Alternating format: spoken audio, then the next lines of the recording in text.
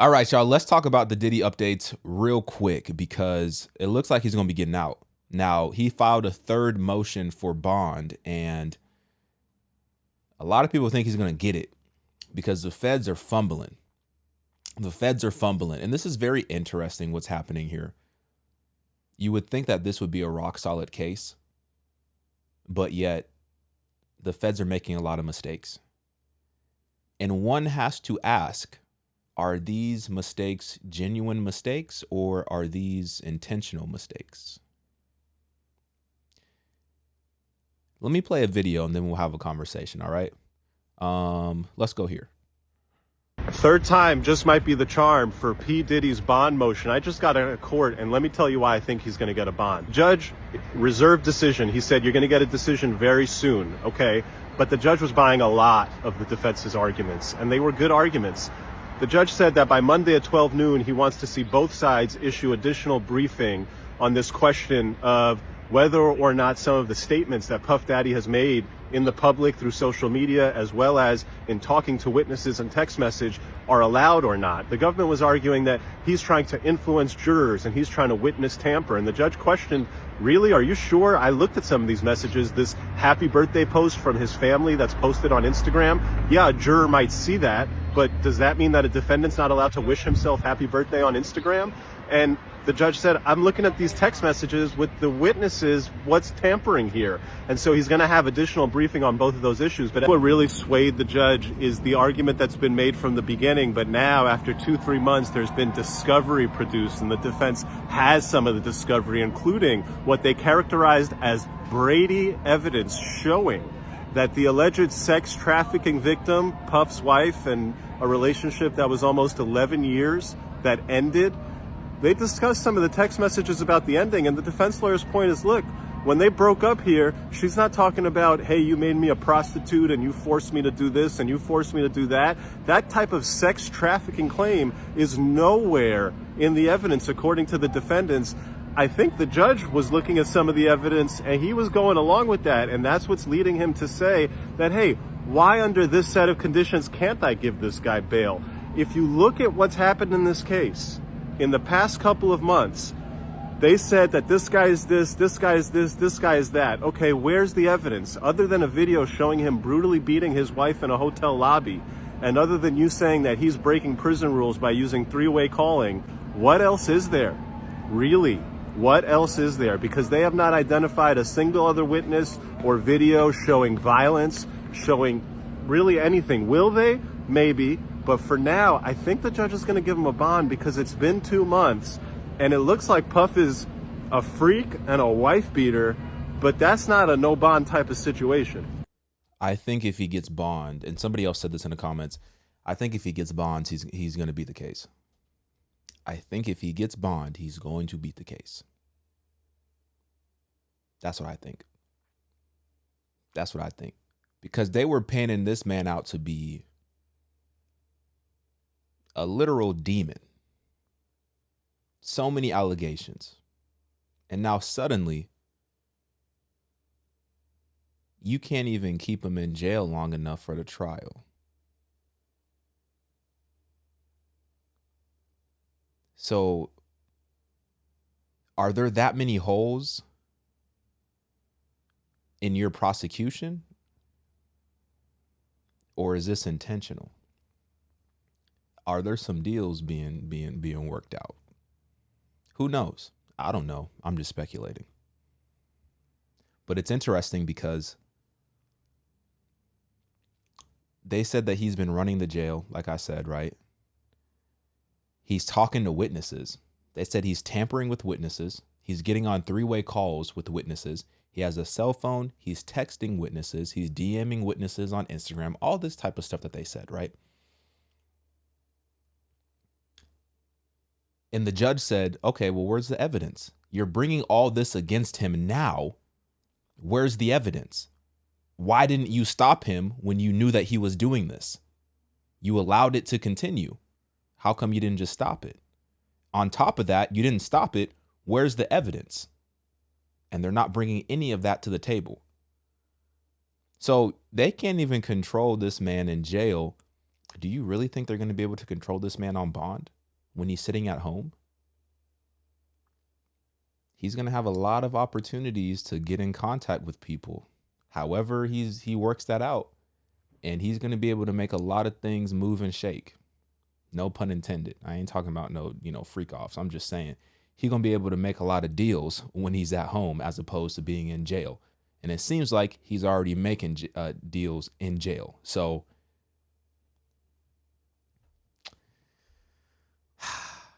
interesting. What's this one? Major development in the Puff Daddy case, and this is going to be really bad for the defense or really bad for the prosecution. Here's what happened. So there was this big argument over whether or not the government was allowed to take pictures of these notes. Now, obviously, if the notes are communications with his attorneys, they're not allowed to do it.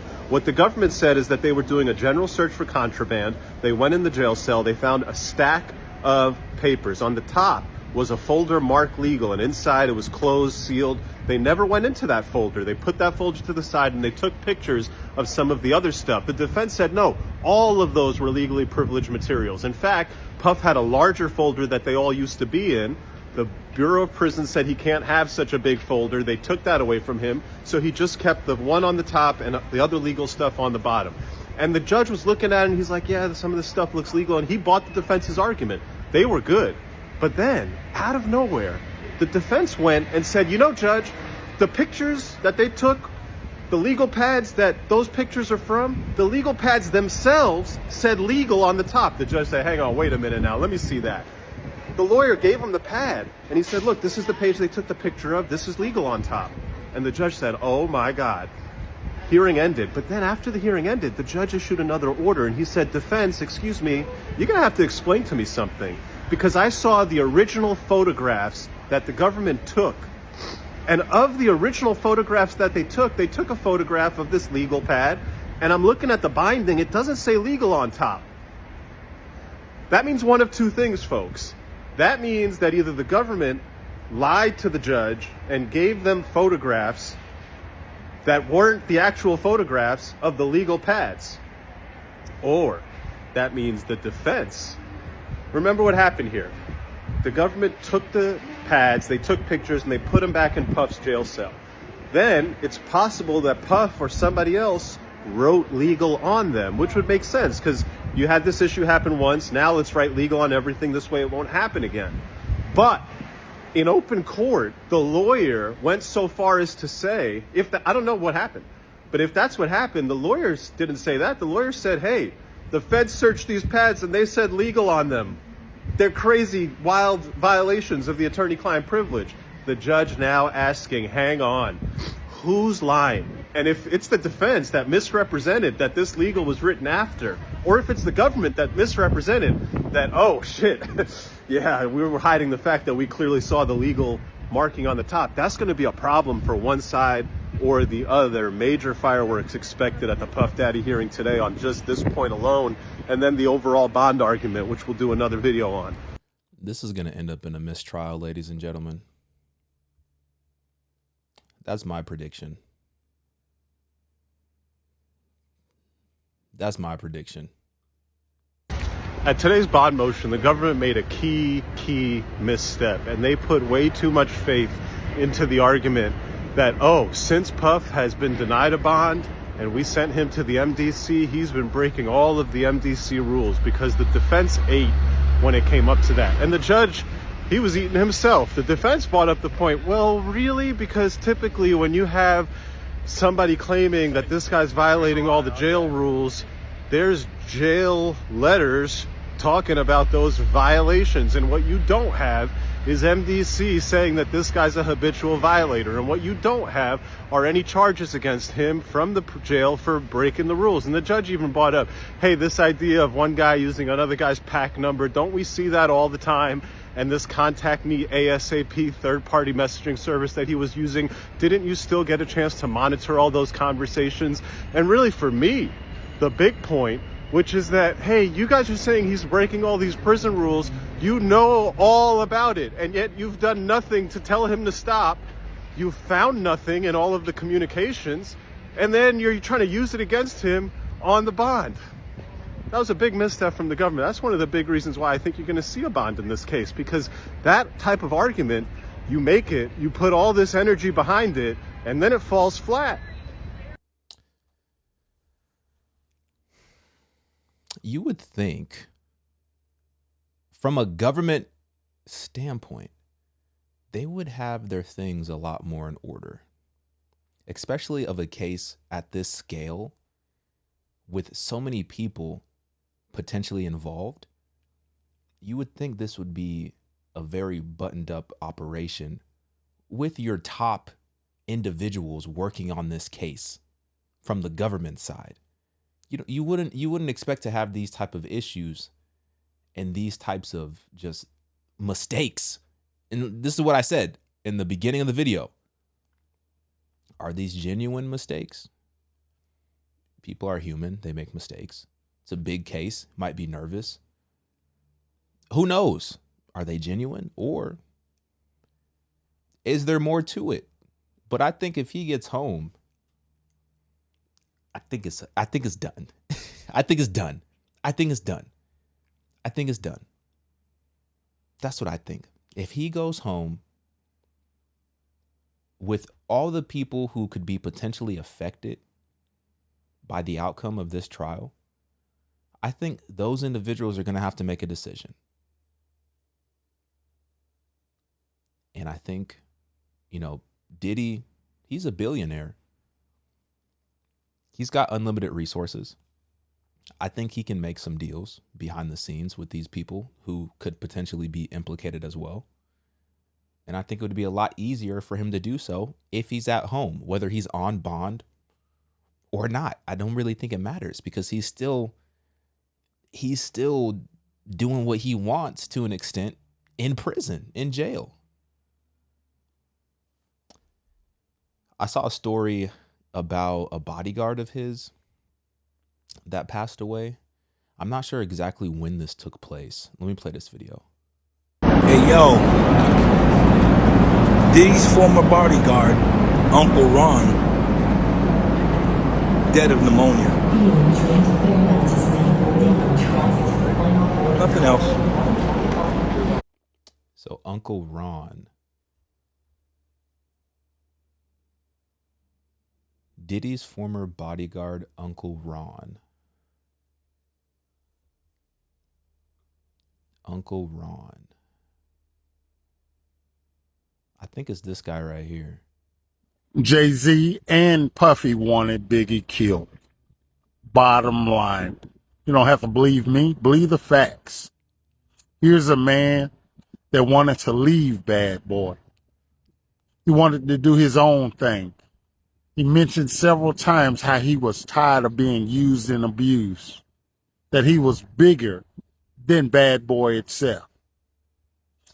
Somebody, and we ain't gonna call no more names, dangled a bogus contract in front of his face so he wouldn't leave the company. This was posted January 17th, 2023. How I know I was there. Another thing, Jay-Z wanted him out of the industry, period, so he could take over and be the biggest hip-hop artist around.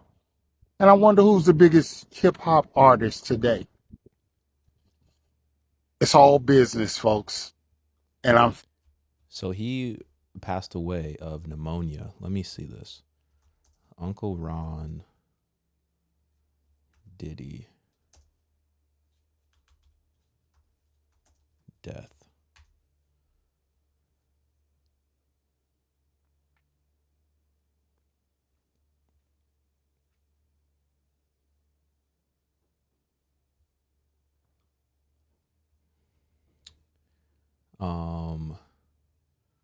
IMDb is talking about it for whatever reason.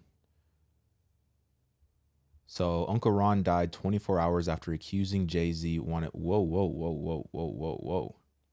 So the dude who was just talking says he died 24 hours after accusing Jay-Z wanted to kick Biggie out of the industry. So he died in 2023.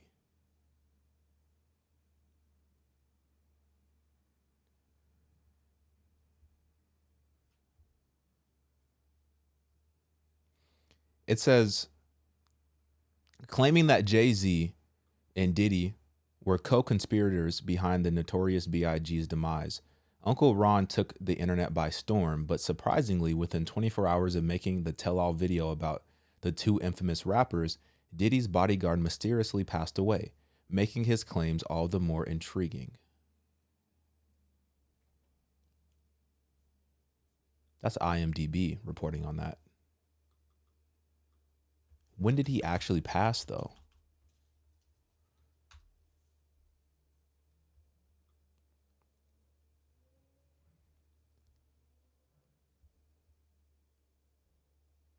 Okay. In September.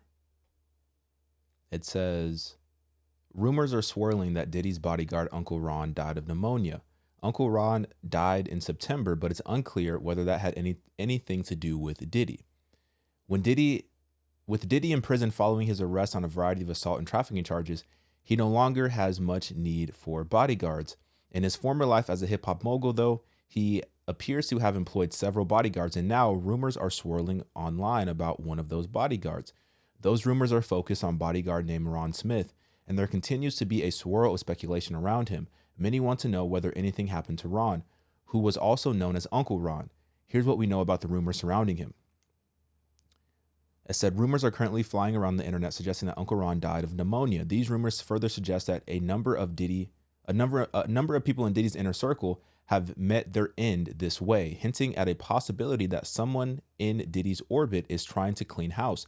Uncle Ron, a TikTok personality with ties to Diddy, did die in September of 2024, but there is no evidence of foul play in relation to his death. In a video prior to his death, Uncle Ron suggested that Jay-Z and Diddy conspired to kill Biggie Smalls. We just read that. It's unclear whether this video features any insider knowledge or is more based in Uncle Ron's own speculation, but many are drawing a connection between this video and his death, suggesting that he was killed because he was beginning to open his mouth and implicate powerful people.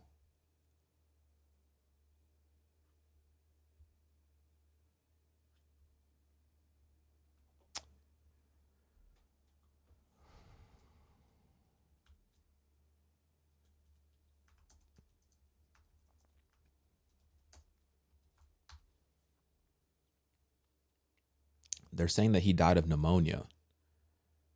I don't know. Is that true or not? Because that would be interesting.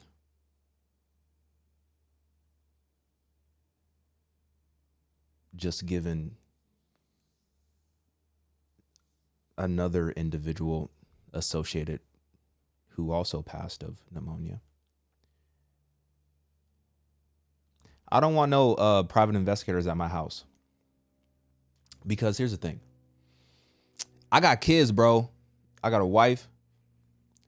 I'm a Christian, but best believe I ain't going for all the funny stuff if you come to my door. That's all I'm saying. That's all I'm saying. That's all I'm saying.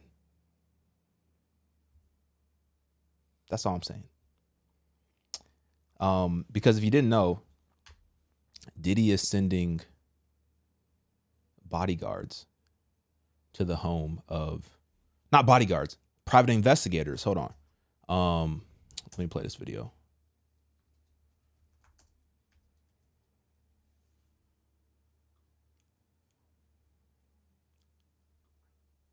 Allegedly, Diddy has private investigators tracking down influencers. Crazy. In California, influencers who post unflattering things about Puff. Apparently asking those influencers face to face whether someone's paying them. So you guys are private investigators who have come to my private home asking about influencers? Correct. This is very uncomfortable, you guys. I don't know why. I'll explain. No, you're at my home. You say you had all these same kinds of questions. What did they want, and what ultimately did you talk to them about? We ended up being on the phone over speaker talking to one another, and I had the very same reaction that Sam had. I thought something is not right here. They were being very vague in what they were asking me. They were sprinkling in mentions of P. Diddy throughout their questioning. The conversation continued, and eventually they let out that they are private investigators trying to figure out if I'm being paid to talk about Diddy and his connection to other celebrities. They gave the same offer that they gave Sam and said, had you been paid, we'd love to pay you more to disclose exactly who that was. And they even went on to say that they would pay more than whatever it was I was being paid from the initial entity to share the opposite story. Now, I don't know if they were talking about this in reference to P. Diddy or if another celebrity, maybe in his network, hired them. It was very, very strange. I don't know what the resolution to that was. I think, hold on. I think Amala posted a video about it. Let me see.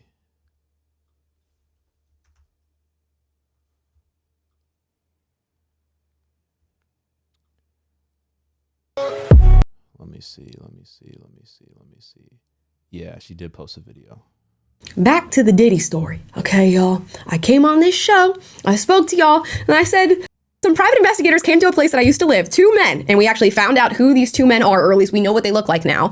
And they knocked on the door, they started talking to my best friend and said, we heard Amala lives here. They came really under false pretenses, trying to have a conversation with her about whether or not I'm paid to talk about the different topics that I talk about on this show. And once I got on the phone, interrogated them a little bit, they ended up letting me know they were private investigators to an unnamed client who they would not disclose, who were trying to figure out if influencers were paid to talk about P. Diddy and his connection to certain celebrities. So immediately my mind is thinking some sort of celebrity has hired this group of people to sort of travel around and maybe get some dirt on whether or not these people have been paid to talk about them and to share particular bits of information about them, although we do not have that confirmed. Now, these 2 guys ended up leaving after finding out that I was not paid by anybody and continue to not be paid by anybody to talk about the things that I talk about, but not before they offered more money. They said, if you were paid, we'd pay to know who's paying you.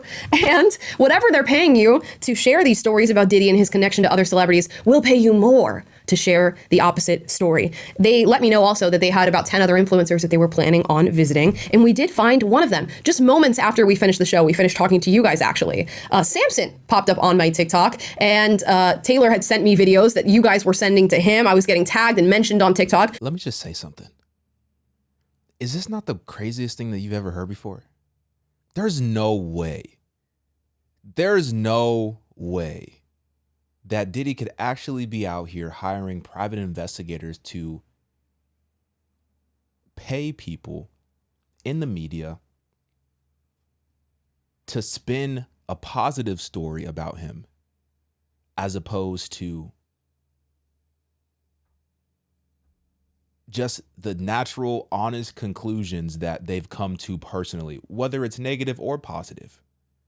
This sounds like some political stuff, bro. You know what I'm saying? Like, it sounds like something you would do if you're trying to. Now, some people are saying maybe it's other powerful people in Diddy's orbit that are hiring these private investigators to try to shift the overall narrative of Diddy back to a positive narrative. Because remember what I said? It wasn't like just before all this happened, everybody loved Diddy. Nobody had a problem. Everybody loved Diddy. Right before all this came out, everybody loved Diddy. And then it came out, boom, everybody hates Diddy. So they're trying to figure out, how can we go back to get y'all to love Diddy again? Because all these celebrities, they would rave over talking about, how much fun they had at these all white parties and, how Diddy can throw a party. Ain't no party like a Diddy party. That's what LeBron James said. And then suddenly the narrative completely shifts. And you have these private investigators showing up to doorsteps. What other story could they potentially? I mean, there's a lot of things. There's a lot of people. I'm just thinking about, I'm thinking about her channel specifically, and I don't watch her channel too much, but I do watch it sometimes. And she goes after a lot of people. So it could be a bunch of people who could be sending these people out, but I don't know. This is a wild story. people saying, are these the same two guys? And here they are. These are confirmed the same two guys that came to my best friend's door where I used to live. So you guys are private investigators who have come to my private home asking about influencers?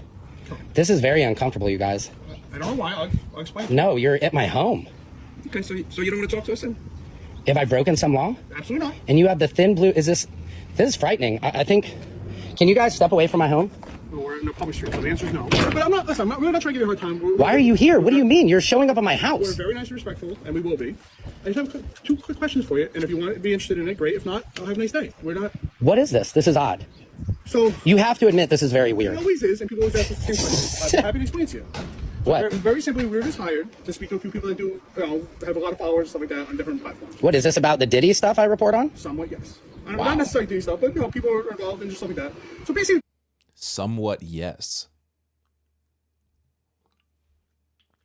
First off, if Diddy is hiring these people, you need to hire some better people, bro. You need some more competent private investigators, bro. You need some more discreet, low-key private investigators, because they shouldn't be leaking that information on the internet. Like, this is supposed to be, you understand to me? It's supposed to be private, right? You understand it's supposed to be private.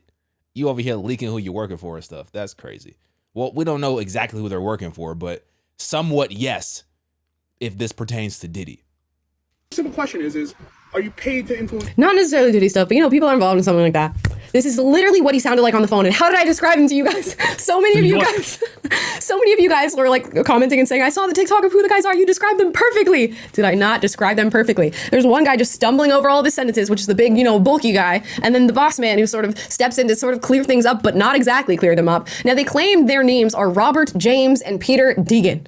Who knows whether or not that's true? I already reported them to the police. I happen to have some cop friends. We want to look into whether or not these individuals are actually registered as private investigators, because at least in the state of California, you do have to be registered and licensed as a private investigator. And I think the same can be said for other states. There is a registry that exists somewhere. I don't know if it's a state-based registry or a nationwide registry, but we're trying to figure it out, because who is Robert James and Peter Deegan? They're probably not even their real names. Like Robert James. Okay. Robert James. My name is Jason Allen. Yeah, John Smith. It's just like, please. But they've also apparently visited other TikTokers. Here's another video of a TikToker that popped up. You guys have been like tagging me and everything. You have been my sleuths all over TikTok, finding these people who have had similar experiences. So here's this guy quickly talking about his experience. So this morning, private investigators, in quotations, chose to show up on my doorstep that apparently are going around and contacting numerous influencers that talk about Diddy and then do deep dives on Diddy as well. Now, obviously, I didn't talk long, but I was curious who they were, what they wanted, and why the fuck they were showing up on my property, and how the fuck they got my address. Best believe I had a special little something sitting in my hands that you could see from a pretty good distance if you know what.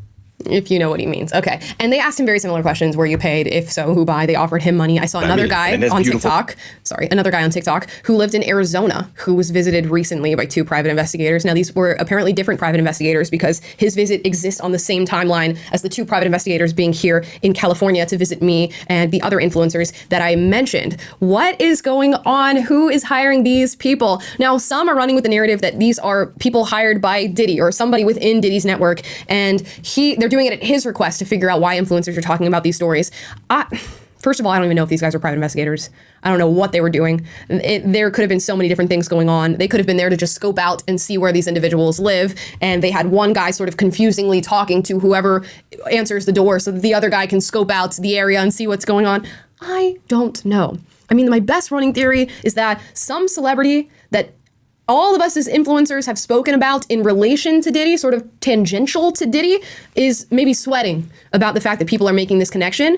And maybe somebody else has bad blood with this celebrity, and they think that somebody is funding celebrities talking about them and connecting them with P. Diddy. Because I would only imagine that if you are in any way, shape, or form connected to this man, and people are starting to talk about it, or there are whispers, or you're seeing a video pop up here and a video pop up there, you're going to start getting pretty paranoid that you are next on the chopping block, and that somehow people have figured this out about you. And knowing the sort of network that they had with other celebrities, how they would target other celebrities. I think that's a good point that she brought up. And that was my initial thoughts, is that they're trying to drum up paranoia amongst people who are talking about it, but specifically amongst people who really go deep into it. They're trying to drum up paranoia. Because even the fact that you're showing up to somebody's house talking about, okay, first off, A stranger showing up to your house, that's already a certain amount of threatening. You know what I mean? Like somebody showing up to your house and they know you, but you don't know them. That's already a certain amount of threatening. But you're showing up and then you're using specific details about different content and different people that you've spoken about in the past. That opens up a whole nother level of paranoia. Because they know where you live.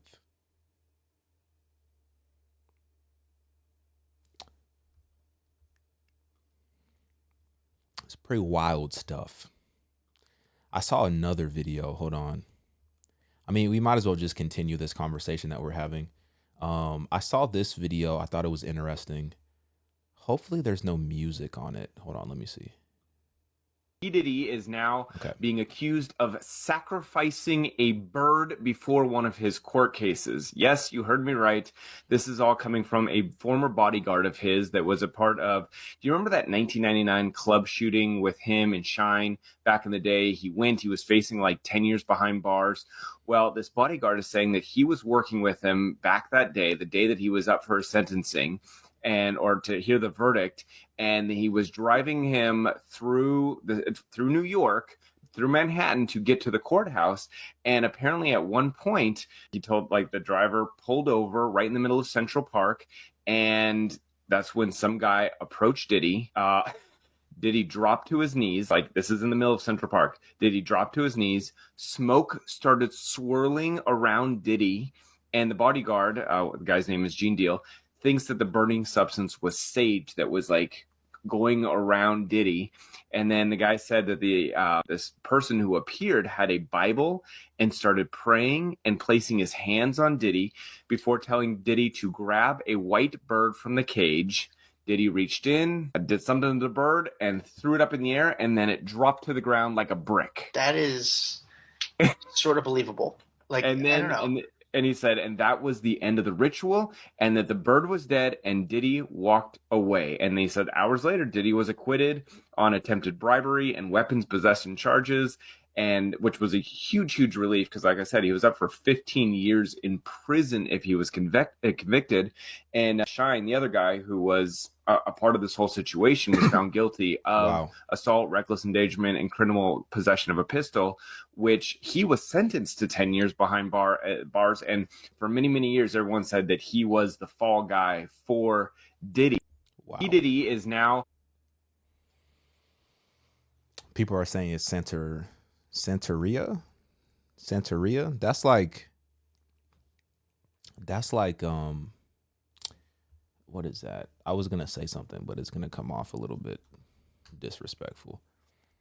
Santeria, Afro-Cuban. Is this the one that hold on. Afro-Cuban religion that originated in Cuba in the late 19th century, combines in elements of multiple belief systems. A lot of these false religions combine elements of multiple belief systems. Okay. I think that was what Kaylani was into, right?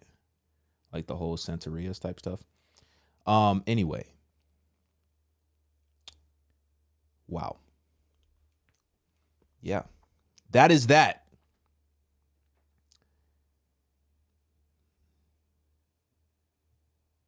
Y'all let me know what y'all think. Get in my comments, like this video. If he gets bond, he beating the case. Y'all agree or y'all disagree? Let me know. I'm out.